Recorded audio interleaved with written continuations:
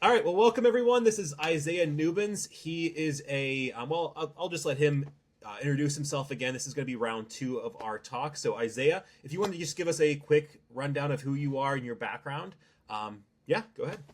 Yeah, hi. I'm Isaiah. I'm a PhD candidate at the University of Washington, and I study the evolution and ecology of Mesozoic mammals, specifically mammals from the late Cretaceous. I have done research, very field-heavy oriented research since I was 16, and I've studied a number of things, both in paleo, so extinct things, and extant things like fish and coyotes and birds and insects throughout my years in academia. And so, yeah, I'm a very biology oriented person as a whole. So, last time we really talked about your kind of pathway into science through your high school years, things that you did to help kind of broaden your horizons a little bit. We talked about your undergrad and your, kind of pathway through college in that atmosphere, some of the challenges and some of your successes and ways that you kind of developed as a person in that way. And then we talked about your path into the UW. It would be it's obviously the biology department, but it's the more like biodiversity, I would say. Yeah, it's the department technically is department. Well, it's biology, but then the PhD is the ecology and evolutionary biology department or PhD. So I want to get into kind of your research right now and just go a little bit more, dive a little bit deeper into that, and just like look at how you conduct that research and what does being a researcher within a university look like. Hmm. I think one of the things that that I'm trying to help students learn, especially in a high school or undergrad program, is what does that PhD research look like? Because it's really unknown. I mean, it's obviously science, but what does it actually look like? So just kind of give me a roundabout of like when you go into the lab at UW, what does a daily kind of research day look like? Yeah, well, it depends on kind of what I'm doing. I think the beauty of being a researcher is that you have a little bit of this freedom and flexibility to do what you want to do. So there are days where I'm sitting down and I'm typing all day, or recently I've been like assembling databases to do some like biodiversity analyses, and so that's a lot of like fishing out, like I have them here, fishing out old literature that is like actual paper library literature, and then taking them to get them copied so I can take them home. So like printing stacks of papers that are just like old lit. And so that's been a lot of that recently, and then counting like numbers of specimens they mentioned in the paper.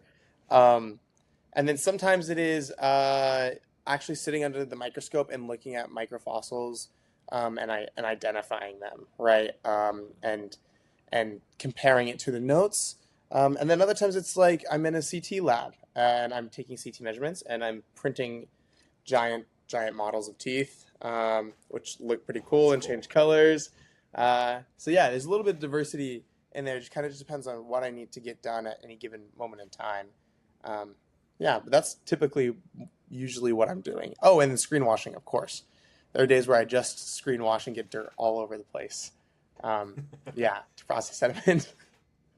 The more I talk to PhD researchers or individuals in a research program, I think there's a just a huge component of reading and figuring out. I always like the term of what do we know and what do we don't know, and understanding the differences between those two. Um, so I'm going to kind of just into that a little bit. What's a way that that you found that has helped you read more and just dive into the information a little bit easier, digest it down a little bit easier? Yeah. Ooh, I don't know. I'm hitting you with some Yeah, big questions here.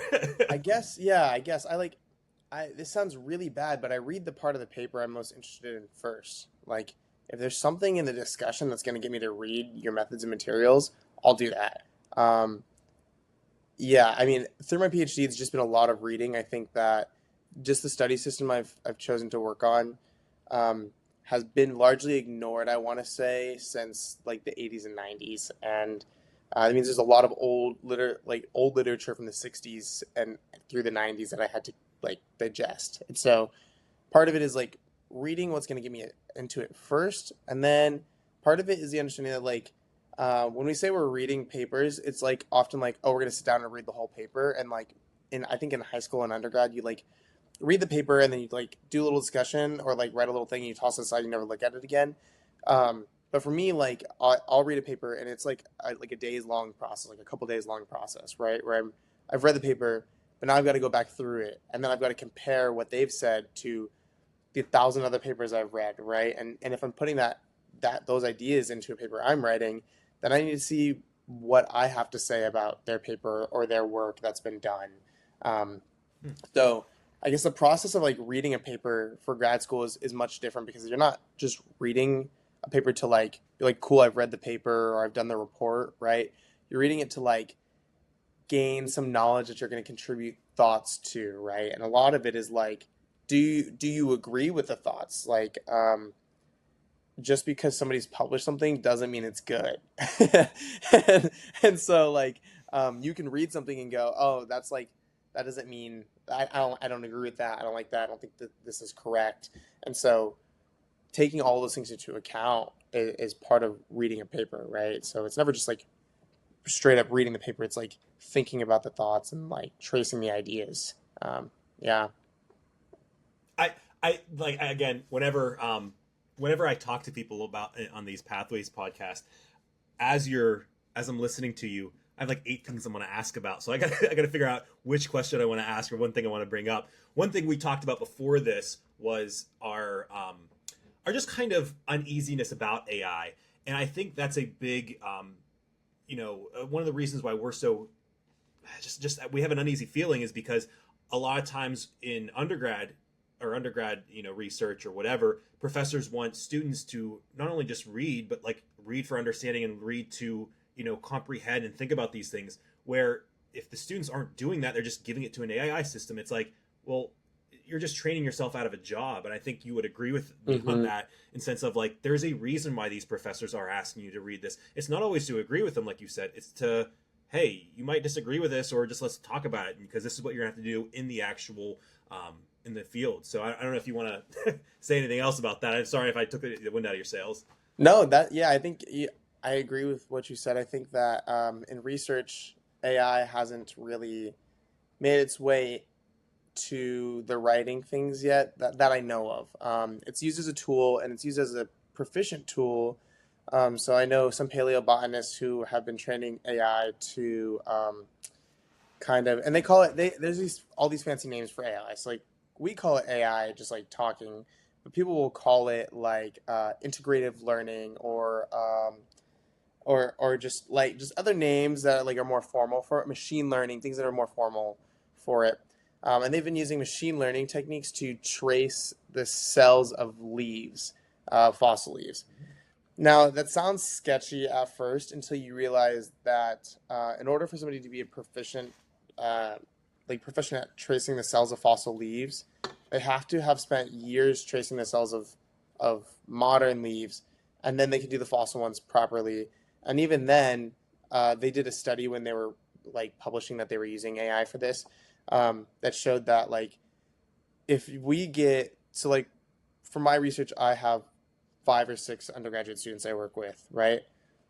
Of those 5 and 6 undergraduate students, they're probably all tracing leaf cells differently, like what they see the margin as, and that can cause problems for data, right?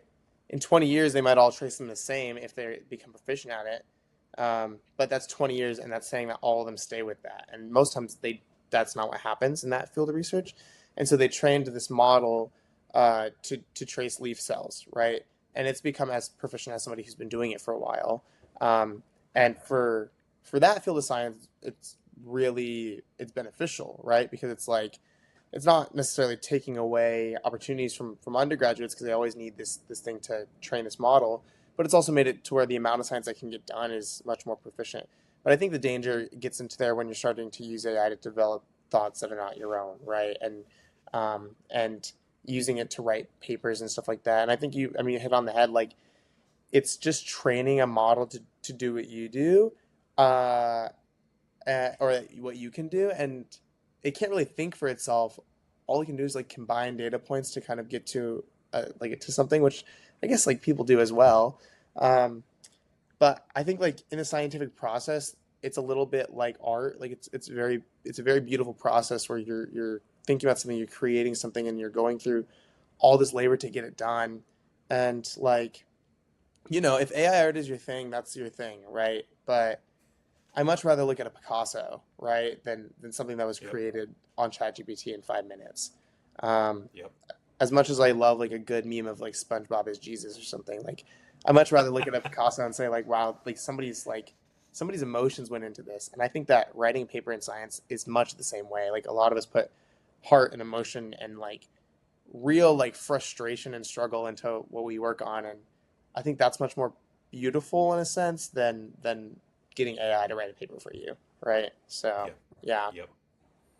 I think I collect paleo art, and I have it as my background, and I refuse to download and save anything that's like computer generated. It has to be drawn out because I think that art is just so much more unique than the computer generated stuff. Even apart from AI, it has to be drawn out in some way. So I yeah, totally agree with you there. yeah. Hey, let's go back to your research. So you have a lot of kind of like, I want to say field work, but it's like you're working with your hands in the lab. What does the math look like? Because I think that's another big thing is how does a researcher take all of this data and use it within a mathematical atmosphere? So what does the math look like within your research? Yeah. Okay. So confession time. I'm really bad at math. Like you said, what does math look like? And I can imagine Greg, my advisor, listening to this and just like chuckling to himself because I'm horrible at math. Um, So yeah, that's something to know. So I stick to basics. I try to stick to basics, and then I try to whatever goes into code goes into code at the end of the day, or whatever goes into an Excel sheet. A lot of my stuff with diversity analyses aren't much more than figuring out like relative abundance, which is just the proportion of a taxa or specimens per taxa, like compared to the whole sample, right?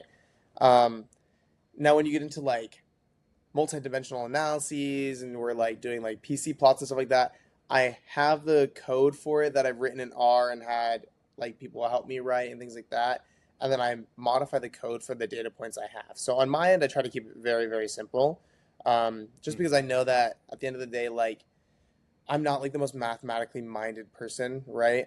And so like raw count data means a lot more to me than like if you give me some random number or something that a model punched out, and I have to like relate that to X, Y, and Z. I think all that's really cool, and I've done like spatial dimensional analyses to like look at the way specifically mammals are like growing in body size throughout the Cretaceous.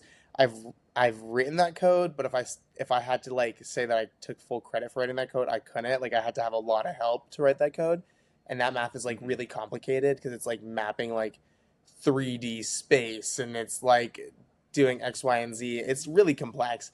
But luckily for paleo, a lot of it's count data because the hypotheses we make in paleo are a little bit different than the hypotheses that the rest of biology make, in that paleo is truly grounded in observational data, right? Where we make a hypothesis about something based on observations or based on, sorry, data that other people have collected through time, or even based on observations that we've collected.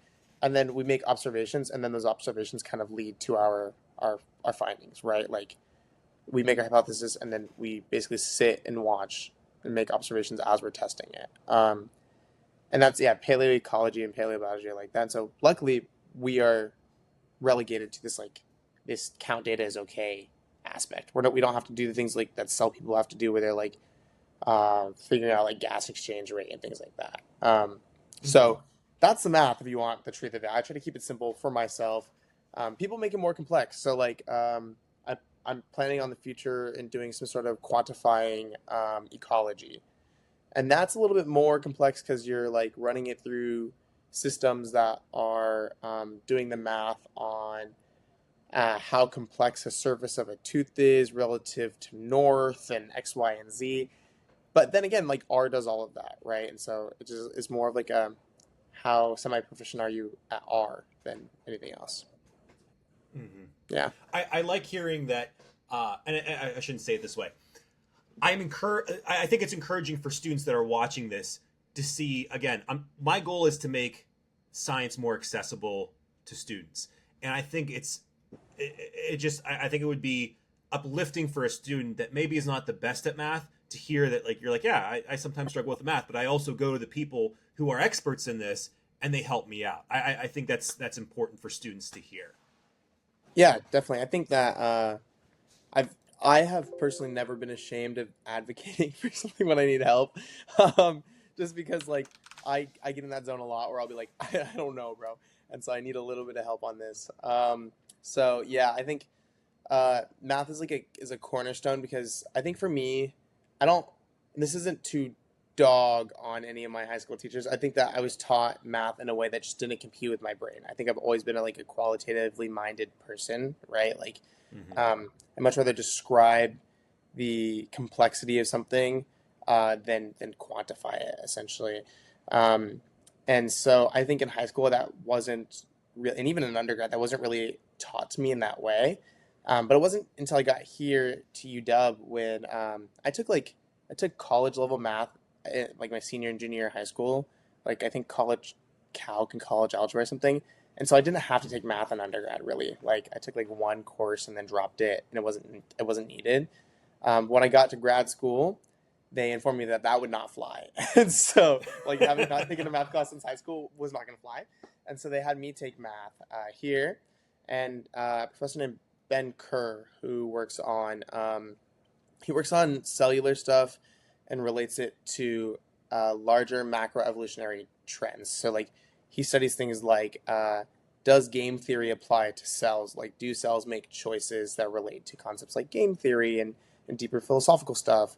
And it's really cool to see his stuff, and his stuff is very heavily math oriented. Like yeah, and he teaches a course here called biological math, which I took, and I'm still not the greatest at math, but I will say that the way Ben taught the class made it um, like more applicable to me and the science I do, and to things I understand. So I'm understanding these things a little bit more than I used to, and that's where I did the multidimensional space analysis thing was like with Ben, and Ben helped me write a lot of that code.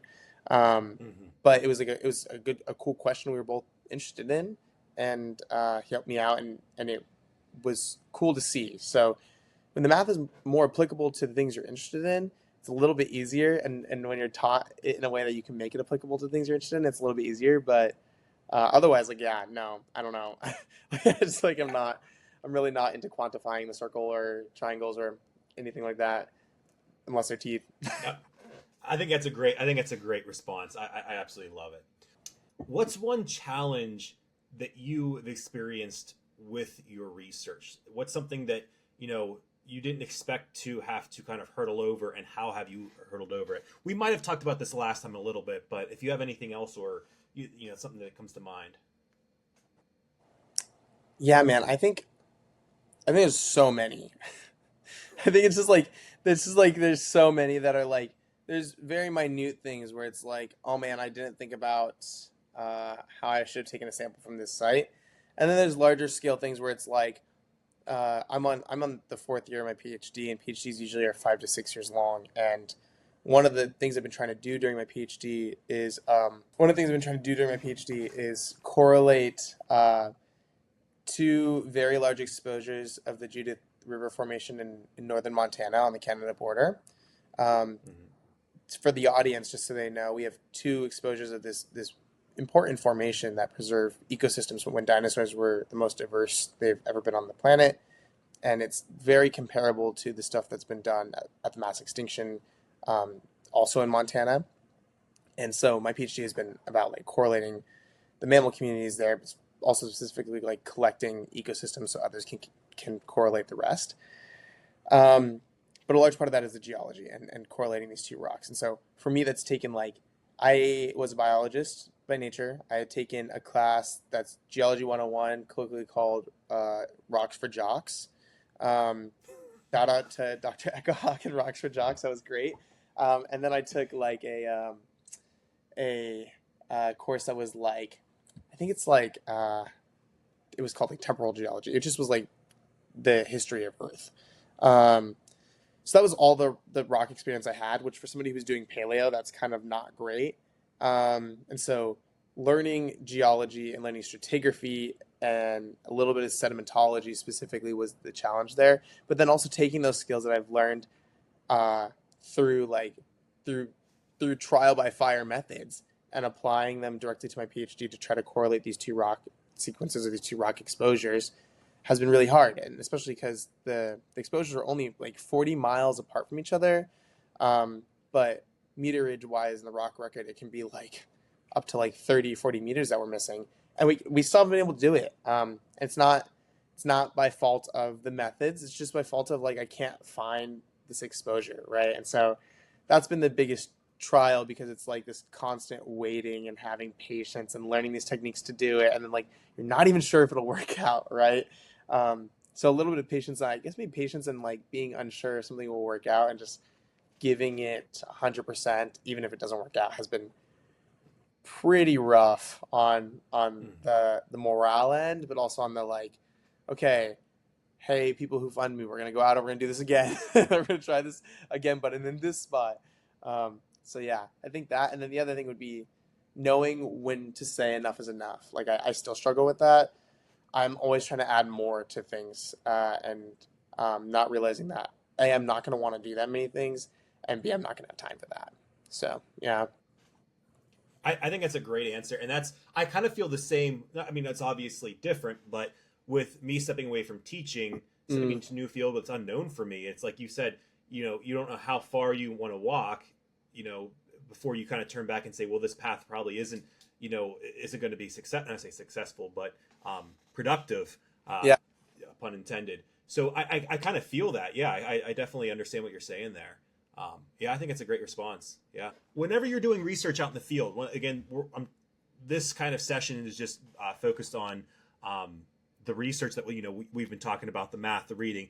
That's kind of in the at your college, at your university. What does a day out in the field look like? And again, I know this because we've worked together for so long. But Yeah. for the viewers, what does that field experience kind of look like?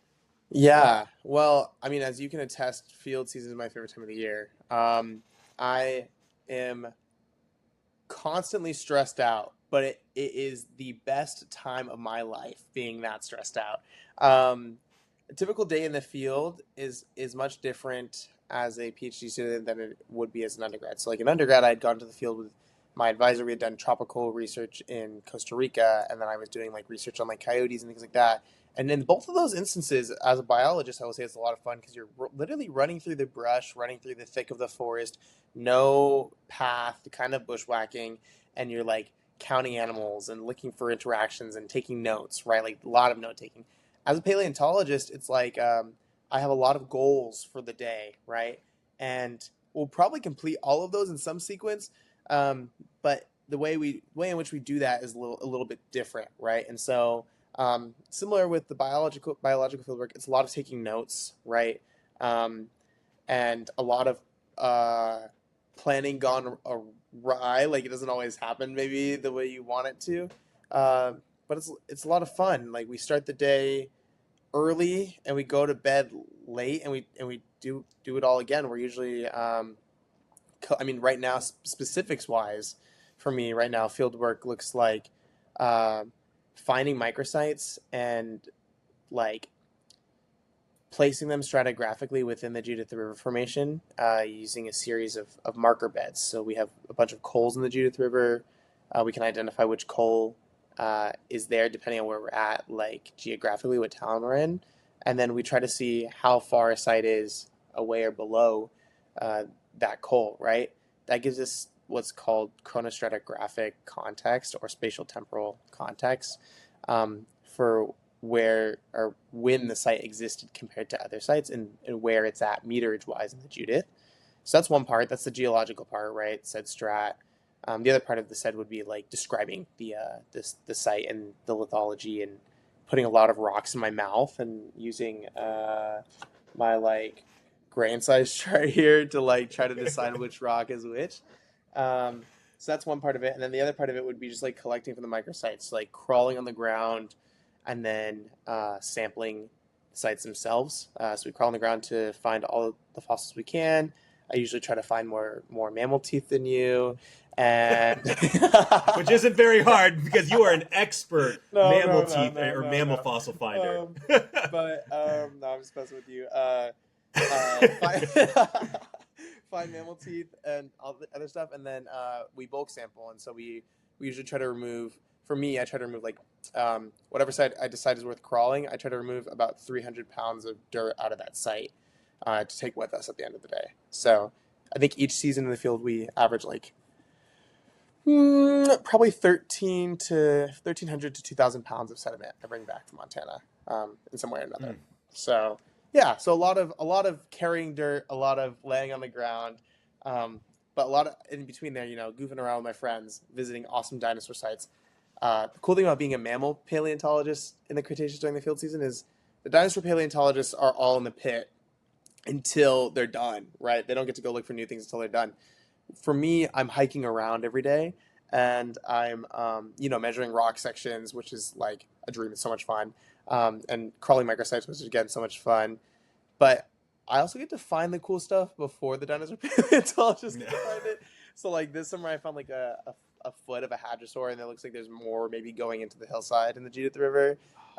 It's just on the opposite side of the ridge from where you guys were at on Half Baked. Literally, you go over to Oh. Milkshake, which is my microsite, right? The big microsite's over there, and you go down the hill. Mhm. And I was scaling that hillside because I was measuring the hillside, like describing the sand and stuff there. And so I'm scaling the hillside with my undergrad Andy, and like we both have like it was kind of sketchy. Not gonna lie, we have like a pickaxe in the wall that we're holding on to, scaling down the hillside, putting rocks in our mouth and describing them. And I was like, and is that a foot? It was like a foot just like sticking out. I was like, okay, so there's a foot here. So yeah, and then like we found this giant petrified log at the bottom of the coulee as well, which is really cool. That I'm excited to go back to next year and see like if there's anything interesting happening with that. And then just tons of microsites. So yeah, I think field season's the best time because my day is chaotic, and it usually ends at the end of the night around a fire with my friends, and so it's not the worst thing in the world that you could be doing. I could be doing taxes or something at that moment in time, and I'm not. I interviewed somebody and they told me, so shout out to Dr. Dana Green. They said there's like two types of fun. Like type one fun is it's like, going to the bar, having fun, like you're having fun while doing it and you look back and you're like, oh, that was really fun. Yeah, Type two fun is like, it's not necessarily fun, but when you look back, you're like, oh, I did enjoy that memory or making that memory. And I feel like field season is it hovers between type 1 and type 2, but it's like mostly, especially the hard work, it's like type 2 where it's like, man, yeah, this is tough, but when you look back you're like, wow, I experienced something really cool, I did something really cool, and I would do it again. So yeah. totally Are you, agree. are you familiar with type three? Type three is also a thing in like mountain climbing. Type three is I would never do that again, but I did that. We don't Oh, have I any of never that heard field that. season. Yeah. Well, I've had one or two of those field seasons where I'm like, I would never do that again, but I've done that. I've done that. I'm never going back, but I've done that. Yep, I've had some experiences with field season. um, so with this, or we're just going to continue on the field season because I do have one more question. What was your favorite kind of memory or like site or just thing that you found during a field season? Do you have a good story from field season? Oh, it's really hard. I have so many every year that I think are just so much fun. I don't think I can name one specimen that I found that made me like super duper happy. I think like all the mammal teeth I find are great. I try not to get stoked about them until I'm in the lab. I'm really big on not field IDing because I will get too stoked on something and then it won't pan out and I'll be a little upset. So I much rather let myself like wait and get back to the lab. I think the first multituberculates are my favorite type of mammal, right? This archaic mammal from the Cretaceous and Paleocene and Eocene. Um, and the first time I found a multituberculate jaw was great. I think, and that was like my first year of grad school, and I'm still learning how to identify things. And I was already enamored with these animals. And I remember Greg being like, "How do you know it's a jaw? How do you know it's a multituberculate?" And I was able to be like, because I know. Like, here's all the information I know. But I honestly think my favorite like thing in the field is like, um, when I look back, and we're gonna get sentimental for a little bit. My friend Ben. I think I've had so many. It's Oh, this is so like sentimentally. I think it's really rare that you get to go to work every day, and I mean literally every day with your best friend. It's even more rare that your boss allows you and your best friend to just do what you like, trusts you guys enough to do what you want. And so, for the last 3 years, as you've seen, I've been able to cultivate this like not only great field season where we're making important discoveries, right? Like Ben's finding tyrannosaur bits and dinosaur bits, and I'm finding mammal sites, and I'm correlating the stratigraphy of these places for the first time. But then we get to do it as best friends, right? And every argument is an argument that is productive for us, and it's not a serious argument either, right? And every victory is like it feels like a team victory, right? And so I think over the last 3 years, I think my biggest and greatest moments in the field have been one where at the end of the day I get to look at my best friend and see this team that we've held together and we've pushed together like kind of ragtaggy through the field seasons, and so all the great discoveries are done with our group, and you've been a part of that, right, over the last year and whatnot as well. And even to piggyback off that, like I think like dig specifically too, like dig field school, where we get to do outreach at the end of our research and bring the vibes we've cultivated all summer to Al Cricken and see you and Ryan and Farah and sit around a fire and just like joke and laugh and have fun. I think that topples any single fossil, because like you can always find another tyrannosaur, but you can't find a good vibe. You know what I mean? You can't always find a good vibe, but you can find a good tyrannosaur. You can find a good multituberculate. But being able to find a good vibe consecutively for like what I've experienced for the last 4 years, 3 years, whatever it is, where I'm seeing people that I'm best friends with every day and just having fun and being grateful for what I do every day. I think that topples every other thing that I've done in the field, honestly. Yeah. Yeah, I totally agree, and I think that's a big pull for me into the UW and Greg Wilson Mentio lab is the community that's built. Yeah. It's not about what one person finds; it's what the team does, and I mean that's why I come back every year. Is I'll work as hard as I can for the team Yeah. because it's such a good community. Yeah, Yeah. totally agree with you. Yeah, definitely. One of the things we talked about before I started recording today was your trip out to SVP. That's the Society of Vertebrate Paleontology. Do you want to just kind of describe what that kind of trip looks like as a researcher? Yeah, so the Society of Vertebrate Paleontology is a academic society that most of us at the UW are a part of, and it has a reach that is worldwide. But most of the conferences take place here in the United States because it's based here in the U.S. This year was special because it went to Birmingham, UK, which is a lot more accessible for a lot of people to get to. And so this year, from my understanding, there was over 900 abstracts submitted for posters and talks, which is a ton of people. And so, yeah, it was a ton of a ton of people.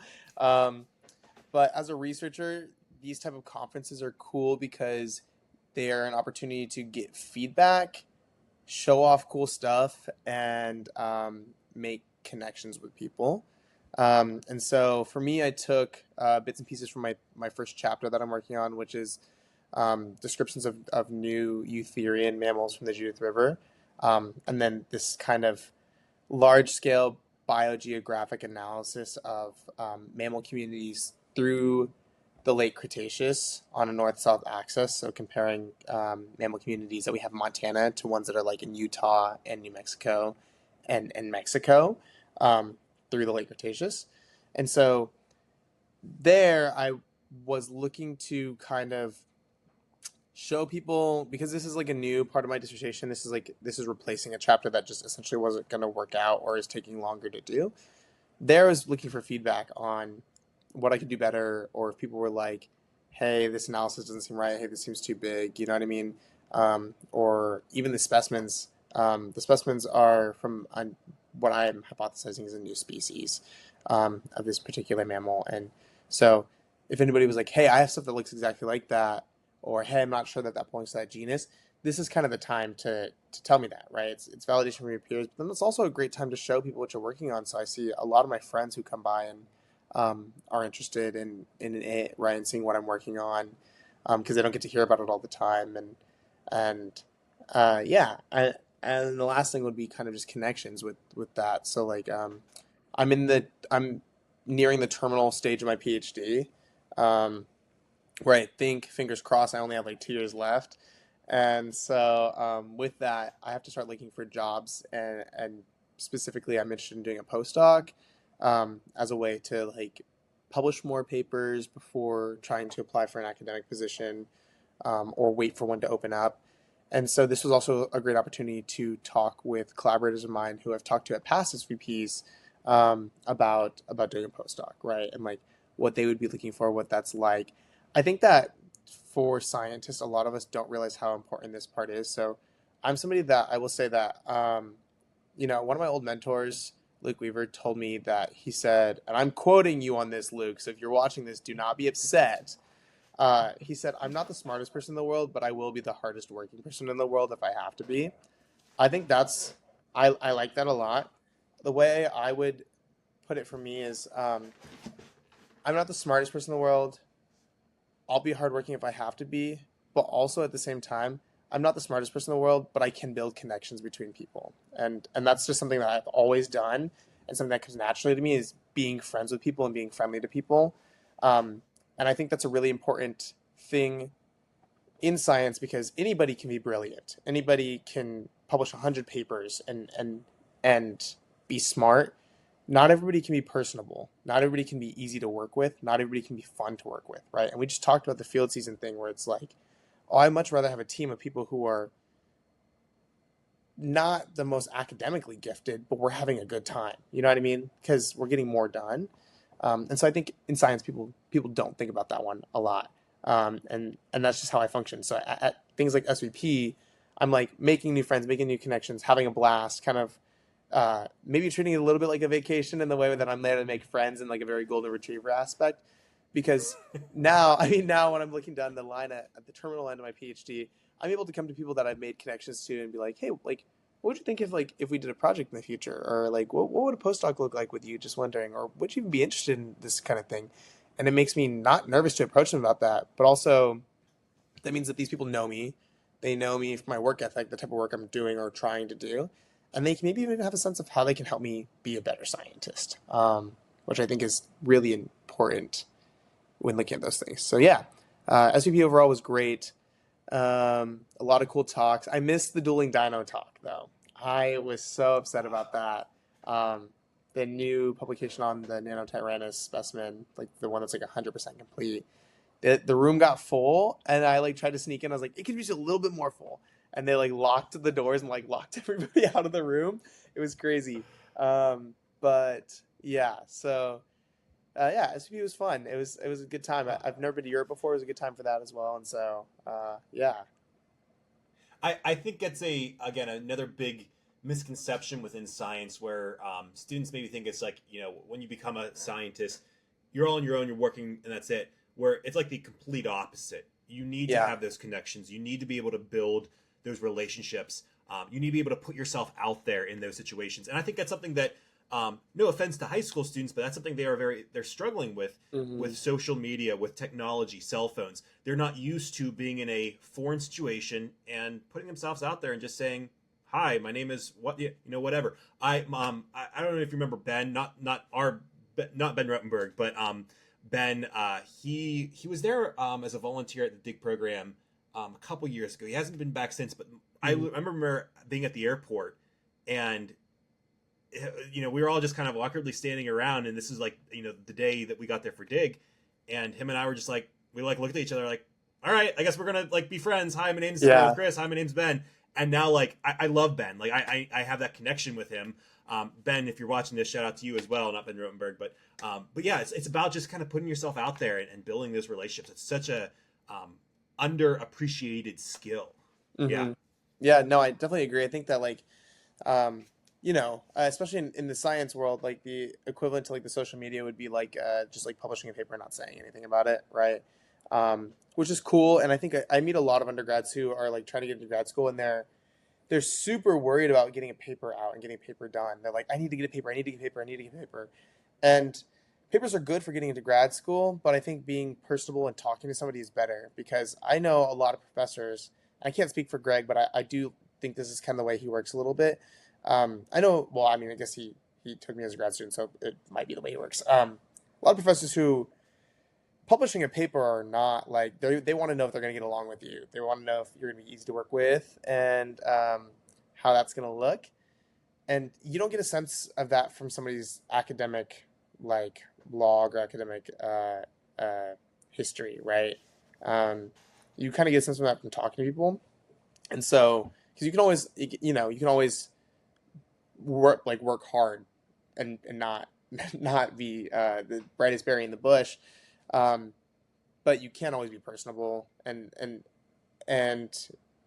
like just being like, hire me, here's my CV, hire me, here's my papers, doesn't do that. It doesn't. Yeah, I don't know.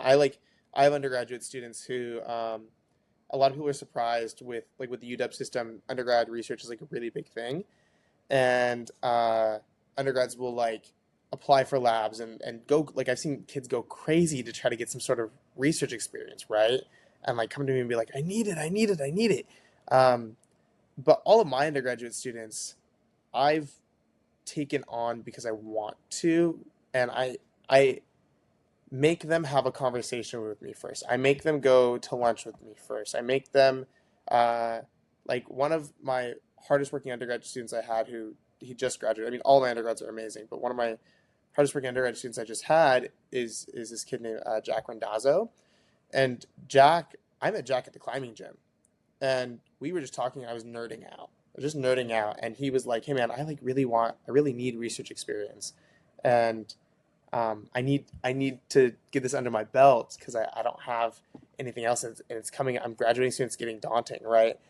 And I like chatted with him a little bit longer, and then yeah, I mean, I gave him a research position in my group on the spot at the climbing gym, because talking to this kid, I could see he's personable, but he also cared about his research. He wasn't just doing it because he wanted to get into medical school or something, right? He was like truly interested in a question. Um, and he could turn that into a question about fossils, and he did. And his undergrad project was great. And and so yeah, I mean, I think that's the way I function. I know a lot of professors function that way. I think it's super important. Um, yeah, yeah, totally agree. Yeah, totally. I love the answer. I hope the high school students that are watching this are listening. If you weren't a paleontologist, what career would you have chosen? Hmm. I don't know. I straight up don't. I think I would have been like a zookeeper, or still something in the wildlife biology realm. I think my whole life only two things really captivated me and like brought me like real joy, and it was like wildlife, like natural history, wildlife, paleo, science, right, and art. And so like, um, I yeah, I maybe art, maybe a designer of some sort. That world is just really cutthroat, so I'm like not sure I would fit in there. But like photography, maybe a photographer, like a wildlife photographer, so it still is like in the wildlife realm. Um, yeah, I've done art shows since I was 16 as well. So like my parents got me a camera when I was younger, and I started taking pictures, and I'm self-taught, and they've been in shows. They've been in a couple shows. I just had a show here in Seattle a couple weeks ago, where a bunch of my art was up and sold some pieces as well, That's which was cool. really cool. Yeah. That's Um, awesome. Congrats. yeah, thanks. Yeah, my best pieces are always my wildlife pieces. So I think wildlife photographer is maybe maybe it, or a zookeeper or something. Um, it would still be in science. I don't think that for me, I don't think there was any other way besides being involved with natural history. It just like it was not gonna make any more sense. I mean, from when I was a little kid, my mom can attest like that. The only things I really wanted to do or watch on TV were like natural history stuff, right? Like Steve Irwin as a kid was like the man. Yeah, and so Hmm. I think for career day I went as a zoologist. I went as Steve Irwin before I even like really knew what paleo was about, you know? Because I think my mom says it. I told her as a kid like, if I could be one thing when I grow up, I'd either want to be Steve Irwin or I'd want to be a dinosaur. And I couldn't be either one of those. And so we're like trying our best to do what we're doing now. Um, but yeah, I don't think I could do anything else but relatively natural history stuff. The question is, what are some aspects of science that I could learn from walking in your shoes? And the reason why I'm asking this is, again, to broaden not only my horizons, but to show other individuals the shoes that other people walk in Mm, are not always the shoes that you walk in, and it's mm, important for us to be understanding of everyone's pathway being different, if that makes sense. yeah, totally. So, what are some things that I could learn from your experiences that would help me understand science in general better? That's a tough question, right? Yeah, no, it is. It's a tough question to think about, and like there's an immediate answer, and then there's probably like a deeper answer that's better to give. Okay, yeah. I mean, I would say like I don't want to say it's for me. If you were to walk in my shoes, you'd realize, well, I don't. So like the thing is, I don't really necessarily consider myself that successful of a scientist. I think I'm still growing, right? Like I'm on my way growing up as a scientist still in the realm. I feel like I'm still a baby scientist.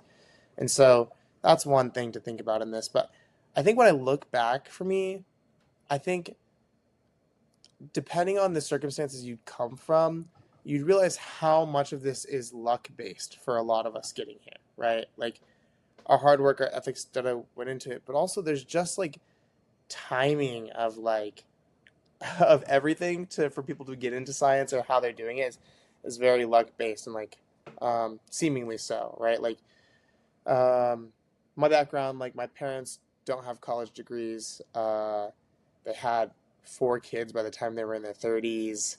Um, and then like growing up with like learning disorders and all this other stuff. There's like so many just like lucky moments slash pathways that allowed me to become a scientist in the first place. Even though I just told you like I was always scientifically minded, natural history minded. I think that you realize that it's not. I think yeah, easy. A lot of people believe in this easy pathway into academia, and it's not. It's lucky for a lot of us, right? Like a lot of us don't have that history. Now there are some people who, and not to rag on these people because they are very nice, but I know a lot of people whose parents are PhDs and are tenure professors, and so maybe, and that's something I didn't know before starting academia is that there's a little bit of like I don't want to call them nepo babies because they work really hard and they're usually outside of a different field of their parents, but there are like scientific families that have been around forever, and they like people are part of this family and their parent has an X, Y, and Z, and that's cool. Um, but I think for me, I think it would yeah be luck based. It would be what you would learn is that it just kind of I feel like through this process I like just kind of fumbled and slipped down a slippery slope that's never stopped and it's just kept going and I'm happy where I'm going. It's just yeah, that's it. That and also I think that I give off the perception that I'm like stressed a lot or maybe not stressed a lot. Like I've been told that I've been told, hey, like you seem like you have everything together, but I know you don't, and you seem like you are like stressed out all the time, but I know you're not. And it's really truly both of those at the same time, where I'm just kind of like I think that it'll all happen as it happens in science, and you just have to.